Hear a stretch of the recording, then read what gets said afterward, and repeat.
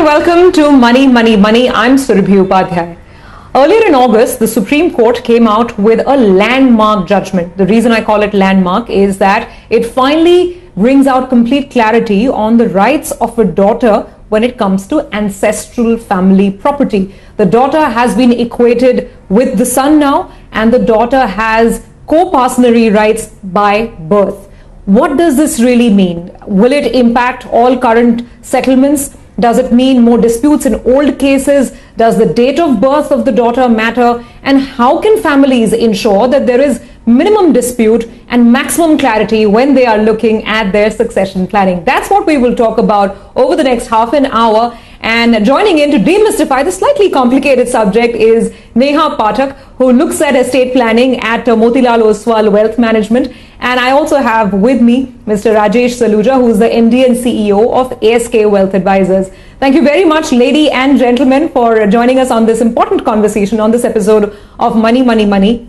Now, Neha, first to you. The first question that came to my mind as well is that there have been so many judgments on this issue. So what judgment is this? Does it overlap with something else? Tell us first on exactly why this becomes such a critical verdict from the Apex Court. So, Surabhi, as you said that this is a landmark judgment. Actually, this judgment has been passed by a three-judge bench, which actually was constituted because there were different conflicting views that were given by Supreme Court and different benches of the Supreme Court. And that is why this judgment came in by a three-bench judge, which actually gave a lot of clarity to people, where there was a lot of confusion that there was an amendment of Hindu Succession Act in 2005. So to give clarity that what are the rights of a daughter as a co-partner, whether she is going to be a co-partner, she will have the same rights as liabilities as the son before the amendment or after the amendment, or during the amendment she has to be alive or not alive. All those confusions were set aside by this judgment. So this was a very, very important judgment when we talk about women's right in India. Got that. But, Neha, we promised that we will keep it very simple, even for someone who's never gotten into legal matters. So I have to ask you the most basic question. Define a co-partner for our viewers. All right. So I will give my example. So I am a daughter, so this is going to be very relevant. So I am a daughter. I'm born to my father. If my father has got two sons and two daughters, before the amendment, co-partner, so there's something called the Hindu Succession Act in India, which defines the succession of Hindus and how the succession will be defined for Hindus. So when we talk about how and who are going to be the part of who will be the heirs of my father, it will be before the amendment only his sons. But after the amendment of 2005 of Hindu Succession Act, it is a daughter as well as sons. So if my father has two sons and two daughters, all four of us will have equal rights in his properties. So whatever ancestral property that my father has, we all will have equal rights. Earlier, only sons got that.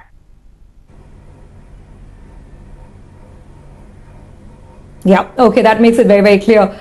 Let's go across to Mr. Saluja as well. Mr. Saluja, thanks for joining us on the show. So, sir, as Neha was just explaining, we had the Hindu Succession Act, we had the amendment in 2005, and then there were subsequent rulings, and some of them had conflicting verdicts. In your experience, what is it that you come across? Is this issue a source of a lot of conflict when it comes to planning, whether it's retail families or even HNI families? Yes. So firstly, I think it's a message that the Supreme Court is sending. If you see the statement, they've mentioned a daughter remains a loving daughter all through her life, while a son is a son until he gets a wife. So I think the message is that parents need to keep this in mind while creating a succession plan or a will related to both ancestral and their own property. So I think it's a message for change in mindset. And, the big challenge always that we've experienced, firstly, property being a costly asset has often been the epicenter of a lot of disputes. And some of the reasons for increase in such disputes other than greed is ignorance related to the nuances of laws and their rights. So many people actually don't understand the definition of ancestral property or the difference between what is ancestral and what is self-acquired. So laws are different for both, and hence proper legal counsel should be sought before creating a will, trust, or even going to court. Property also includes not just real estate, but business, jewelry, paintings, anything, which is financial in nature is a part of ancestral property. So I think we've seen a lot of disputes that happen within families, a lot to do with ignorance about, what is ancestral property and what are their rights. So I think with some of these, new amendments and new judgments coming in, one message is clear that son and daughter are on the same footing when it comes to at least ancestral property, and they have the same rights and liabilities with retrospective effect. And second, of course, it will open up more discussions, debates around what is ancestral and what is not, so that, before going to the court, you can really have clarity and you avoid disputes. And by the way, another part of the judgment that has come in is that all pending court cases need to be decided within the next 6 months. So that again is going to, solve a lot of disputes that have been going on for some time.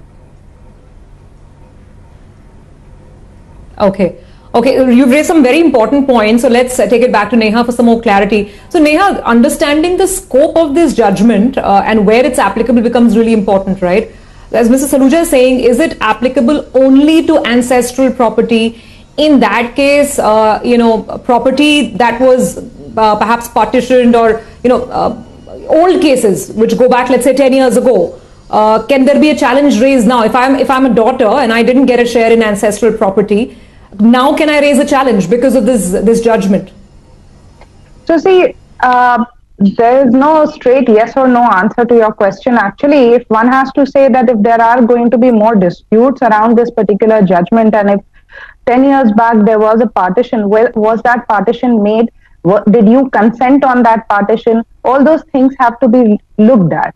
However, if one is looking at the fact that is the daughter going to get her right? So one has to look at after 2005, was the partition done before December of 2004 or before the December of 2004? So after or before has to be seen. A lot of other nuances have to be seen, but this time the court has made it very, very clear that whether the daughter was alive, not alive, she was born in that family, she gets the right in that family. So that way, court has been very, very clear on this part. Okay, so the date of birth of the daughter is immaterial. What about the date of death of the father? Because I think in the previous amendment, in the 2005 amendment, there were some riders. It had to follow or fall within a certain date, failing which the daughter would not get rights. Whether the daughter was alive or not, whether the father was alive or not, it doesn't matter. Till the time daughter is born in that family, she is a coparcener. She gets a right in the family ancestral properties. Okay. So court has made it very, very simple to understand this time. Okay. Okay, fair enough. Now, Mr. Saluja, just to understand this very clearly, we know that this is applicable to ancestral property. It's not going to be applicable to the property of a father or even a mother if they acquire that property with their own money. I mean, I'm just trying to drive home the point that you made, the difference between ancestral property, self-acquired property, and what really is ancestral inheritance. How are you and your teams interpreting this? Right. So self-acquired property is where a father has inherited, let's say, some property through a will, or bought a piece of land or house, or started his own business with his own money, so with self funds and not family funds. In this case, the person who has the self-acquired property can actually will it to anyone. It is not necessary that he give it to son or equal with son or daughter. It's his choice. And to that extent, the daughter is on a weaker ground here when it comes to self-acquired property. So that's one big difference. While when you look at ancestral property, it is defined as one that is inherited up to 4 generations of male lineage and should actually have remained undivided through this period. And it also is applicable for descendants up to 3 generations, be it daughter, son, each one has a equal share. Of course, it gets subdivided in each generation, but that's a big difference. Ancestral is what has been passed on and is not been acquired by your own, while self-acquired property is something you have made as an individual. So the laws are different. If a person who's acquired property on his own or set up a business or bought some land, dies intestate without making a will, then all the heirs have an equal right, be it a son or a daughter or whatever else. But if he's made a will and he's put that will in someone's name, then it cannot be contested. So I think the point I was making, there is a difference between ancestral and self-acquired property. And even if someone is creating a will or creating a trust or wants to create one or create a succession plan, this has to be kept in mind. And after this judgment, we are going to see, a lot of reworking that may be required, where if someone assumed an X amount of share coming to him through ancestral property, now may have to take a relook at it, because even the daughter may have a right to it. So it has to be all reworked, be it a will or a trust, with regards to this new amendment. Okay, got that point. Well, we do need to take a break on that note. On the other side, the conversation is going to continue, and we will talk about exactly this. Why is it so important to have a will or create a trust structure to ensure that disputes in the family are minimized? Is there a real advantage of getting into a trust? Can the affluent urban Indian, not just the HNI, can this affluent urban Indian also look at the trust route or not? All those questions are answered after this break.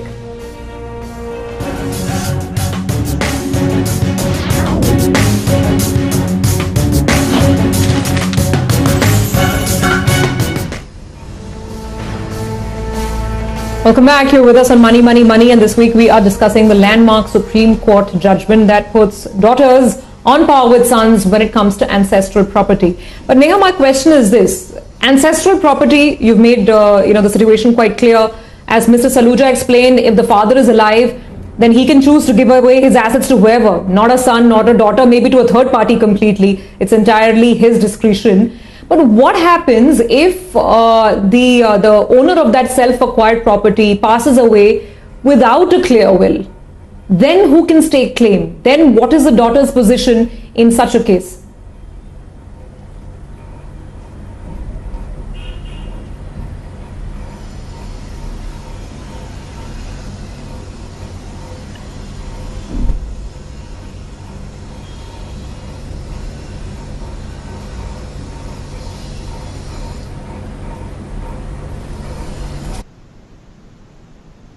Okay, sorry.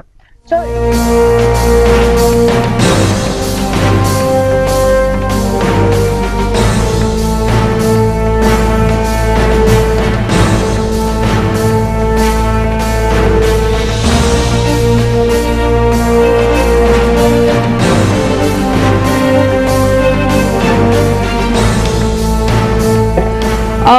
So now to take the point forward on better planning to avoid disputes, Neha, what would the advice be? I mean, ideally, yes, a will needs to be there, but would you say a trust is a useful vehicle to look at, and how should one look at planning now in the light of this judgment? So according to me, trust is a great vehicle. It should be made by everybody, because this is one of the trust is one vehicle that actually you can define succession irrespective of your religion. So today we are talking only about Hindus, but whatever religion you are from, it doesn't matter. You can create a trust and you can decide how you want to bequeath your assets. So you don't have to rely upon your personal succession laws. And you can go ahead and define in the trust deed or trust document that who's going to be the person who will be getting the benefit from your assets which you are going to be passing on into the trust. And in case something happens to those people, then who will get the benefit? So you can include certain set of people, you can exclude certain set of people, you can include family only, you can include family and friends and charity. So it actually depends upon a person. So trust as such is a great vehicle for planning succession or planning how to pass the property on from me to whoever I want to pass it on to. Okay, Mrs. Saluja, comment on this. Again, here are we talking about a trust being beneficial only particularly for ultra HNIs or HNI families, or is there a case here even for the more affluent urban Indians to consider this structure and not just a plain will? No, there are various reasons why people create trust. It's not, yes, one fact is that today most of the ultra HNI is going for trust, but trusts also have other advantages. If you have a special child in your family, you want him to be looked after you're gone, or if you've got certain debts in your business that need protection, that the family liquidity doesn't suffer if business goes through ups and downs. There are various reasons. So it's a little bit to do with understanding someone's needs and then deciding. But I think more importantly, even if you are not an ultra HNI but any other individual, having the will is a very disciplined part of financial planning. It's making sure that you clearly inform the next generation or even have a conversation with them on how the assets will be passed on, and it avoids disputes in future. So it's an important part of financial planning, as I would call it. So everyone is either a will or a trust, depending on your each individual specific requirements, are a must today. As wealth managers, we always recommend. And like I mentioned, after this, new act, one has to take a look at the will that you've created, look at the trust, and see what are going to be the implications of it. To give you an example, many people, let's say, have inherited a business across generations, and they have a daughter who's also a shareholder in the business. So people look at creating like a financial pool. They value what would be the daughter's share, either in the business or in real estate, and then create a financial sort of asset or a pool that can be handed over to her. And more importantly is the message. The message is, not only ancestral, but even self-acquired property. I think the message the judgment is giving is that daughters are as important. And whether, because it's a mindset in India that after the daughter gets married, then all the assets should remain with the son and nothing should be given to the daughter, or very little. But this judgment clearly tells you that the way it's being perceived is that son and daughters are on the same footing, and be it self-acquired or ancestral, I think the patriarch needs to plan how he's going to equally divide his assets between the children. That's an interesting point. Neha, let me toss that to you. Do you think this judgment will have a bearing even on self-acquired property, not just property that, gets handed down from my grandfather or great-grandfather, but property that my living father today has acquired or is acquiring with his own money? Will this judgment perhaps have a bearing on what claim I can stake on that property? So this position was already clear, Surabhi. Actually, this is a position which was already clear, that the assets which are self-acquired, how they are going to be disposed of by a Hindu. So when we talk about if the assets are acquired by me during my lifetime, I can dispose it of during my lifetime the way I want to, or by a will. So I can write a testament to it, that how would I want to put give my assets, and to whom would I want to give it to. So if I do not make a testament, so I'm not if a man doesn't make a will, then of course the intestate succession come into place, which actually means that everybody, as Mr. Saluja said earlier, so everybody can state claim in that. So their mother, wife, children, everybody will get a claim in a male Hindu's property. So as he said that the wealth managers as well as the lawyers, we all actually tell the clients that will is like a basic, like how you go in for a health checkup, you need to get a will in place. You need to make a will. And it's often ignored. Absolutely, I completely get that. Yes, Mr. Saluja, take your point. So since both of you are emphasizing so much on the importance of will, I think we should quickly round this conversation up by telling our viewers how they can get one. Neha, correct me if I'm wrong, we've had a discussion on this earlier as well. Even if you write out your will on a piece of paper, have two witnesses sign it, it would be held valid in a court of law. However, why should one then go through the process of getting the will validated? Absolutely. So I will give you an answer to that. So when I make a will, I'm not keeping will. So let's take an example of today's scenario. I get COVID, and if I decide to go ahead and create a will, I get two witnesses who most probably are going to be my neighbors or my dear friends or my relatives, who are going to sign. And in dire states, I have made my will, and probably it might not be the correct situation or correct way of giving the assets. I should have consulted a lawyer. I should have consulted somebody to tell me that how is the right method. Should I be taking a doctor's certificate? Though I have got it witnessed, I have got it validated. It makes a lot of sense to take an external opinion about how should I go about it. Am I going up? Is this the right direction I am going in? So a lot of time people make silly mistakes in the will, which can make the will challengeable. So why to leave that open-ended will? Rather than that, create something which is foolproof, which is something that will not be challenged. Let's not keep confusion for the people who are going to survive us. Got that. Got that. Mr. Saluja, quick last 30 seconds, final word with you, your piece of advice. So, first and foremost, like I mentioned, mindset change of men that daughters and sons have equal rights. Second is to create and have that discipline of creating a will. Often this gets ignored for simple reasons like you don't want to share financial information with your next generation, or sensitivity related to sharing decisions and having conversations, or just plain laziness. So keeping aside this judgment, the fact is that, tomorrow there may also be estate duty, right? So either a trust or a will needs to be created. You need to seek legal counsel to help you determine how this, is all foolproof, so that there are no disputes going forward. And also you have to rework now your wills and trusts based on this judgment, keeping in mind the likely change of the share of your property, ancestral property, and the rights of your daughter going forward. So idea should be ensure negligible changes or disputes within a family that can affect either your business or liquidity or even harmony between the family members. So having that transparent conversation and actually penning it all down together is very, very critical, and keeping.